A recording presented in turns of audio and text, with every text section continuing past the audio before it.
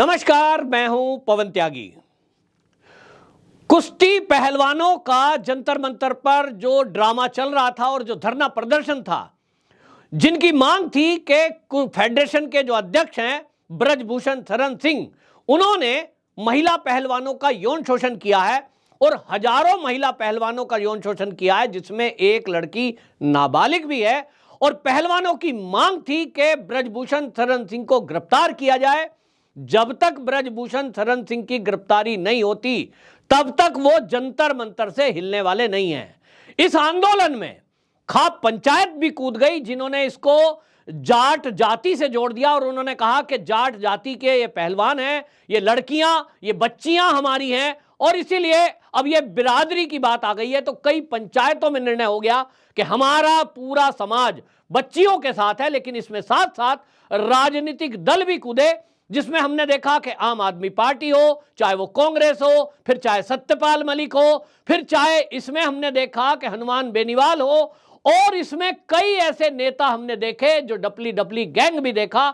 सबको लग रहा था कि ये एक ऐसा मुद्दा है कि 2024 तक यदि ये मुद्दा चल गया तो पूरे देश में मोदी सरकार को और भारतीय जनता पार्टी को महिला विरोधी सिद्ध करने का मौका मिल जाएगा और मोदी को हराने के लिए इससे बेटर कोई ऑप्शन हो नहीं सकता। हमने देखा प्रियंका गांधी वाड्रा को, जो वहां पहलवानों के बीच में बैठकर आंसू बहाती दिखी, ट्वीट किए जा रहे थे और ट्रोल किया जा रहा था भाजपा को। लेकिन अब ऐसा अचानक क्या हो गया कि ये धरना भी खत्म हो गया, अब राकेश टिकैत भी अलग हो गए, खाप पंचायत भी मौन हो गई और अब कोई बोलने को तैयार नहीं है। और अब बजरंग पुनिया, जो केंद्रीय खेल मंत्री अनुराग ठाकुर से मिलकर आते हैं, अब वो कह रहे हैं कि सरकार से हमारी बात चल रही है और अब हम कोई आंदोलन नहीं करेंगे, हमें आश्वासन दिया गया है। तो अब जो है 15 तारीख तक चार्जशीट दाखिल हो जाएगी ब्रजभूषण शरण सिंह के खिलाफ और 30 तारीख तक फेडरेशन का चुनाव हो जाएगा। तब तक हम कोई आंदोलन करने वाले नहीं हैं। राकेश टिकैत की तरफ से सफाई दी गई और यह बताया गया कि पहलवान जो मिलने के लिए अनुराग ठाकुर ने बुलाए थे, हाँ, उसमें राकेश टिकैत साथ नहीं है। आखिरकार आप समझिए कि राकेश टिकैत को यह सफाई क्यों देनी पड़ी।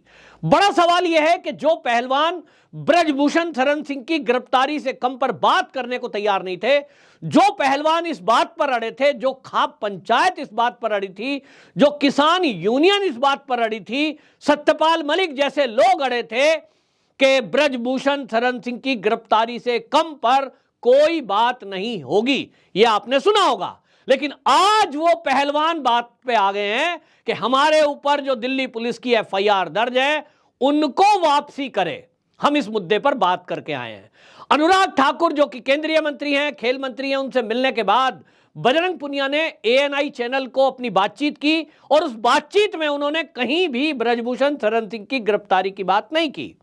भाषा बदली हुई है, मांग बदल गई है और अब वो बोल रहे हैं, एएनआई पर बोला है कि हमने अनुराग ठाकुर जी से मिले हैं, बातचीत हुई है, 6 घंटे बातचीत हुई है। तो वो क्या बातचीत हुई, एएनआई पूछता है, तो वो बोलते हैं हमारी बातचीत हुई है कि फेडरेशन का चुनाव होगा, उस फेडरेशन के चुनाव में ब्रजभूषण शरण सिंह 3 बार फेडरेशन के अध्यक्ष बन चुके हैं, उनके अलावा कोई और हो। दूसरा मुद्दा हमारा है कि एक समिति बनाई जाए जो पहलवानों की, महिलाओं की बात सुने। और तीसरा हमने बात की है कि इस मुद्दे पर जो एफआईआर दर्ज हुई है दिल्ली पुलिस के द्वारा, जो जंतर मंतर पर धरने प्रदर्शन के दौरान हुई है, वो वापसी ली जाए। यानी ब्रजभूषण शरण सिंह की गिरफ्तारी का मुद्दा अब पहलवानों के लिए मुद्दा नहीं रहा है। अब कुश्ती के पहलवानों के मुद्दे में अब एफआईआर हो गई है, ब्रजभूषण शरण सिंह की गिरफ्तारी अब कोई मुद्दा नहीं रहा है। बजरंग पुनिया ने अनुराग ठाकुर के घर से बाहर निकलने के बाद एएनआई को जो बयान दिया, उसमें उन्होंने एक बात बोली, पहलवानों से जो अनुराग ठाकुर ने बातचीत की है, अच्छा होता ये बातचीत पहले कर लेते। यही शब्द एग्जैक्ट ये राकेश टिकैत और कई सारे पहलवानों के समर्थक भी सोशल मीडिया पर लिख रहे हैं। वो कह रहे हैं कि अमित शाह जी ने मिलने के लिए बुला दिया, फिर उसके बाद अब अनुराग ठाकुर बुला रहे हैं।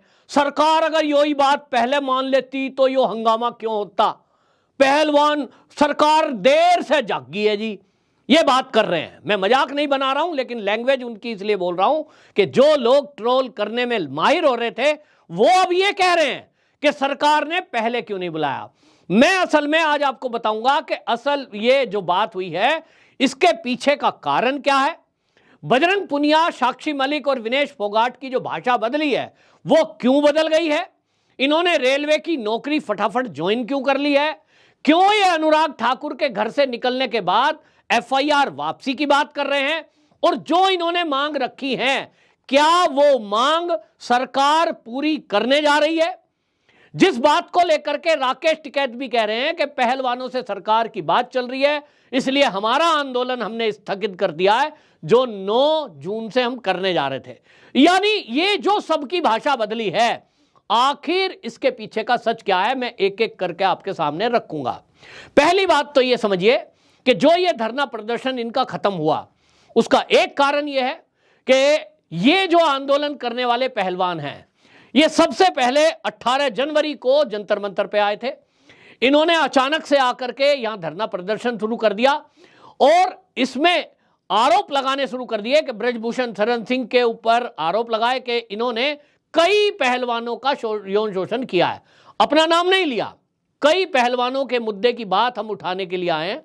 मीडिया ने इसको हाथों हाथ लिया क्योंकि ब्रजभूषण शरण सिंह भारतीय जनता पार्टी के पुराने सांसद हैं और बीजेपी विरोधी कोई खबर मीडिया को मिल जाए तो समझिए वो ब्रेकिंग न्यूज होता है और इसीलिए वो न्यूज बनी। लेकिन सरकार ने इनसे बात करने की बात की कि भाई आप धरना प्रदर्शन कर रहे हैं, आप आइए पहले हमें तो बताइए कि अंदर क्या दिक्कत है आपको। खिलाड़ियों के सम्मान में सरकार हमेशा आगे रही है और मोदी सरकार तो सदैव खिलाड़ियों का सम्मान करती है। ये खिलाड़ी अनुराग ठाकुर के पास नहीं गए, ये खिलाड़ी देश के प्रधानमंत्री के पास नहीं गए, ना इन्होंने कोई लिखित कंप्लेंट अमित शाह को की, ये डायरेक्ट धरना प्रदर्शन करने पहुंच गए। लेकिन जब अनुराग ठाकुर ने बीच में इनिशिएटिव लिया तो ये 21 जो जनवरी है यानी 3 दिन बाद यह आंदोलन समाप्त हो गया। अब दोबारा से इन लोगों ने आंदोलन शुरू कर दिया 23 अप्रैल को फिर से। अब 23 अप्रैल को फिर से शुरू कर दिया। सवाल उठता है क्यों? क्योंकि अनुराग ठाकुर जो इनको मिलने के लिए पहली बार जब बुलाया था उसके बाद जो अपडेट्स हैं वो पब्लिक डोमेन में नहीं थे, लेकिन मैं आज आपके सामने रखूंगा क्योंकि बजरंग पुनिया ने आज अनुराग ठाकुर जी के घर से बाहर आकर एएनआई को जो बाइट दी है उसमें उन्होंने बोला कि अभी तक सरकार ने हमसे बात नहीं करी थी, अब बात हो रही है तो हमारा आंदोलन जब तक स्थगित है सरकार ने हमसे बात की है। सवाल यह है कि क्या अनुराग ठाकुर ने पहली बार इन पहलवानों से बात की है? बात करने कौन नहीं गया था? तो यह मैं आपको सिलसिलेवार बताऊंगा।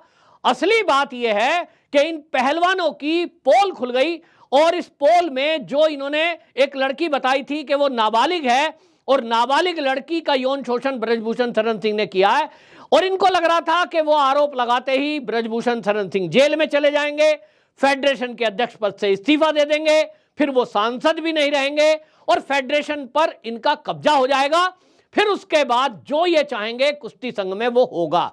लेकिन वैसा हुआ नहीं क्योंकि ब्रजभूषण शरण सिंह के पास ये पुख्ता जानकारी थी कि जो लड़की अपने आप को नाबालिग बता रही है वो तो बालिग है, उसने जो सर्टिफिकेट्स लगाए हैं वो फर्जी हैं और इसमें दिल्ली पुलिस जांच में जुटी तो वो बात पुख्ता हो गई क्योंकि कहीं ना कहीं पहलवानों के द्वारा ही ब्रजभूषण शरण सिंह तक ये बात पहुंच चुकी थी कि बजरंग पुनिया किसी को एक लड़की इंतजाम करने के लिए कह रहा है ताकि ब्रजभूषण शरण सिंह को फंसाकर जेल में डाला जा सके।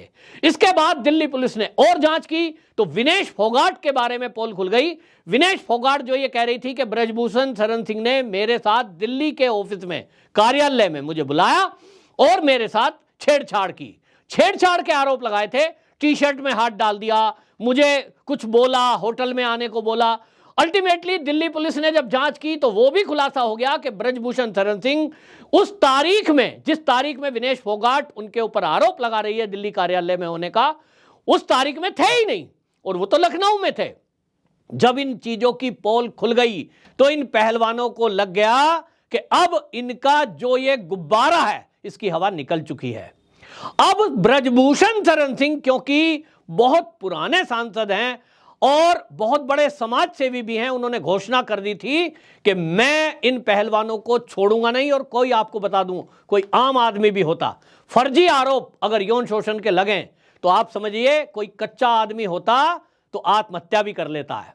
ब्रजभूषण शरण सिंह ने घोषणा कर दी थी कि मैं इन पहलवानों के विरुद्ध कार्रवाई करूंगा, मैं दोषी हूं तो मैं फांसी पर चढ़ूंगा, और अगर ये दोषी हैं तो इनको भी कोर्ट तय करे कि क्या सजा दी जाए। इसके बाद इनको लग गया कि अब तो फंस गए, इस मामले में कैसे निपटा जाए।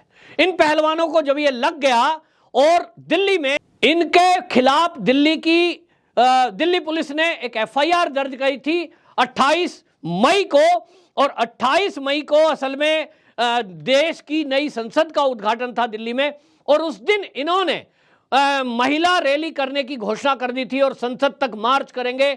उस दिन जो हंगामा हुआ उसमें दिल्ली पुलिस के कई सिपाहियों को चोटें आई, उसको लेकर जो एफआईआर दर्ज हुई तो उसमें इनको लग गया कि अब जेल भी जाना पड़ सकता है। ब्रजभूषण शरण सिंह, जिसको जेल भेजना चाह रहे थे ये, वो जो आरोप लगाए बाकी पहलवानों ने भी, वो भी छेड़छाड़ के हैं, जिसमें जमानती धाराएं हैं, यानी जेल से जमानत उनको तुरंत मिल सकती है या तो नेक्स्ट डे मिल सकती है। इनके सपने चकनाचूर हो गए और इनको लगा कि अब तुम जेल जाओगे, रेलवे की नौकरी भी जाएगी। अब इस सबको देखते हुए इनको लगा कि अब कौन बचा सकता है। राकेश टिकैत का सहारा लिया गया।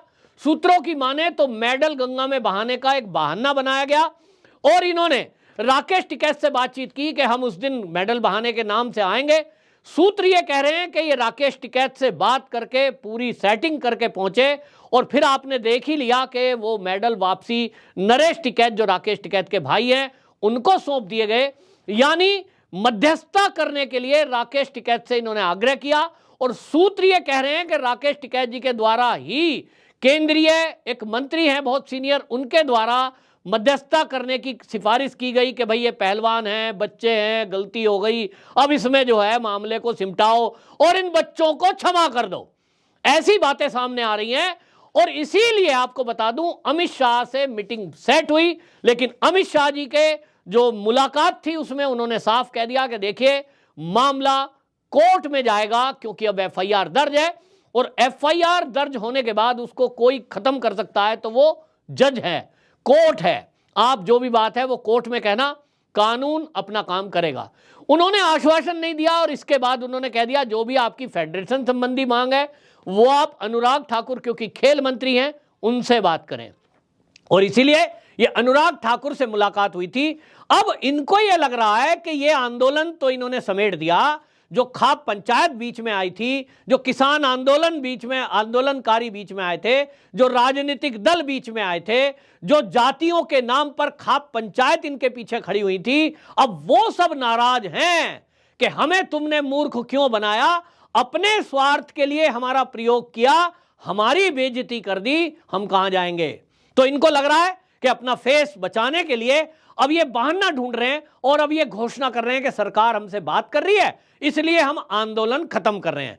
लेकिन मैं आपको याद दिलाऊंगा, याद करिए, क्या आपको याद नहीं है कि केंद्र सरकार ने, अनुराग ठाकुर ने, जब ये पहलवान पहली बार धरना प्रदर्शन करने के लिए 18 जनवरी में जंतर मंतर पर आए थे, तभी अनुराग ठाकुर ने इनको बुलाया था और उस दिन से बातचीत शुरू की थी। इन पहलवानों के कहने पर एक समिति का गठन किया गया था और समिति का अध्यक्ष जो बनाया गया था वो मैरी कॉम को बनाया गया था। आप जानते हैं कि वो भी महिला है और खिलाड़ी है। इसी तरह पीटी ऊषा इस मामले में मध्यस्थता करने के लिए जंतर मंतर भी पहुंची थी, आपको याद होगा, लेकिन उनके साथ बदतमीजी की गई, धक्का मुक्की की गई और उनको वहां से भगा दिया गया। इसका मतलब यह है कि ये जो आज बजरंग पुनिया बोल रहे हैं कि सरकार ने हमसे बात करी नहीं थी, अब बुलाया है इसलिए अब हम बात को सुन रहे हैं। राकेश टिकैत जो कह रहे हैं कि सरकार से सकारात्मक बात हो रही है, पहले ही हो जाती तो फिर ये झंझट नहीं होता। उनकी भी मैं पोल खोल रहा हूं कि सरकार ने कब कब कैसे कैसे बात की, मैं आपको बताता हूं। इस मामले में जो खिलाड़ी हैं उनका पहला धरना प्रदर्शन शुरू हुआ था 18 जनवरी को, 18 जनवरी 2023 को इनका धरना प्रदर्शन शुरू हुआ जंतर मंतर पर। पहला धरना ये इनका शुरू हुआ 18 जनवरी को। इसके बाद आपको बता दूं क्या होता है, खेल मंत्रालय ने उसी समय एक्शन लिया और 72 घंटे के अंदर फेडरेशन से जवाब मांग लिया।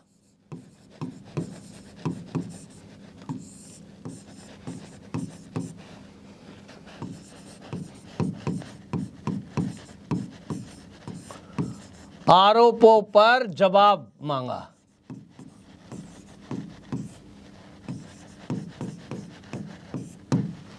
ये अनुराग ठाकुर को 18 जनवरी को जैसे ही पता चला, खिलाड़ी कोई मांग लेकर आए हैं और कह रहे हैं कि साहब बड़ी अनियमितता हो रही है, ब्रजभूषण शरण सिंह बदतमीजी कर रहे हैं, यौन शोषण के आरोप लगे हैं, तो उन्होंने तुरंत फेडरेशन को कहा और 72 घंटे में इसका जवाब दीजिए। उसके बाद आप देखिए 18 तारीख को हुआ और ये जो है 19 जनवरी, एक दिन के बाद ही 19 जनवरी 23 को अनुराग ठाकुर ने मुलाकात की।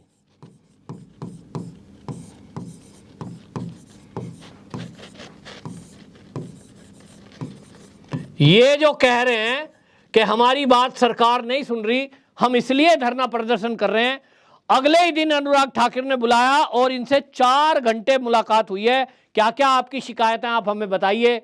डायरेक्ट धरना प्रदर्शन करने पहुंच गए। इसके बाद क्या होता है, नेक्स्ट डे सरकार की एकदम बिल्कुल आप देख लीजिए किस तरह से तेजी है। नेक्स्ट डे ही क्या कर दिया, एक समिति का गठन कर दिया। समिति का गठन हो गया, ये के सरकार ने किया।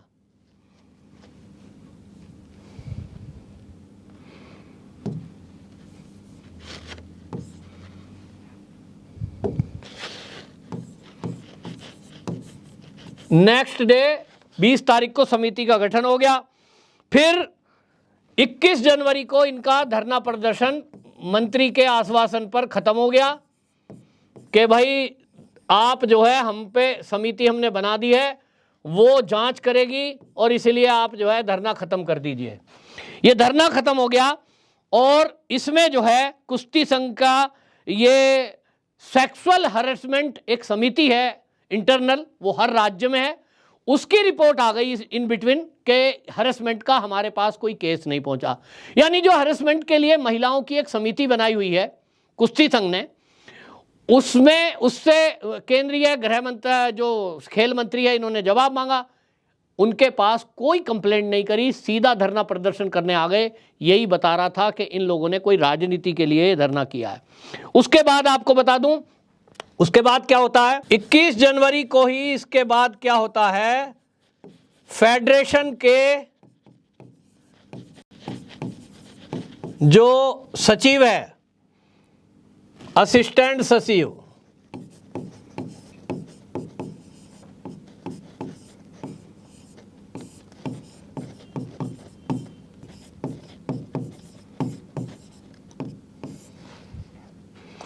सस्पेंड कर दिया गया। सस्पेंड, गतिविधि रोक दी गई। और इसके बाद आपको बता दूं 23 जनवरी नेक्स्ट डे 23 जनवरी को फिर एक्शन लिया गया। 23 जनवरी को फिर से क्या होता है, 5 सदस्यीय ओवरसीज कमेटी बनाई गई।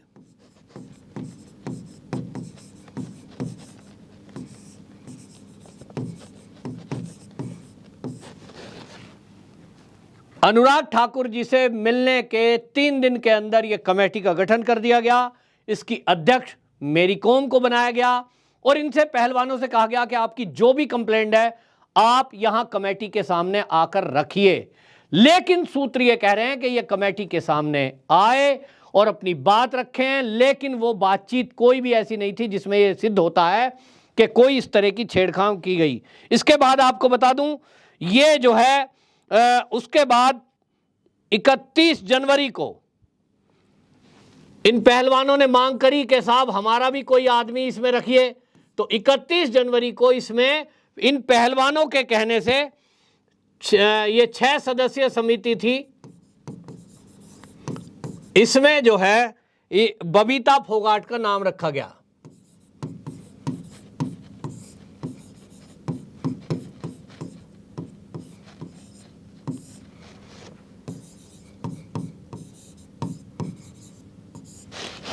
बबीता फोगाट को इसमें शामिल किया गया। इन्हीं के परिवार की है, पहलवान है, लेकिन आपको यह भी याद होगा कि जब रिपोर्ट में कुछ नहीं निकला तो इन्होंने इसी बबीता फोगाट को, जो इन्हीं की फैमिली की है, आरोप लगा दिए कि साहब ये तो जो है बबीता फोगाट को रिपोर्ट ही नहीं दिखाई गई और गलत कर दिया। इसके बाद आपको बता दूं 9 फरवरी को फिर से जो है 9 फरवरी को फिर से जो है ओवरसीज कमेटी ने इनकी बात सुनी, फिर से कमेटी ने बात सुनी, कमेटी की मीटिंग।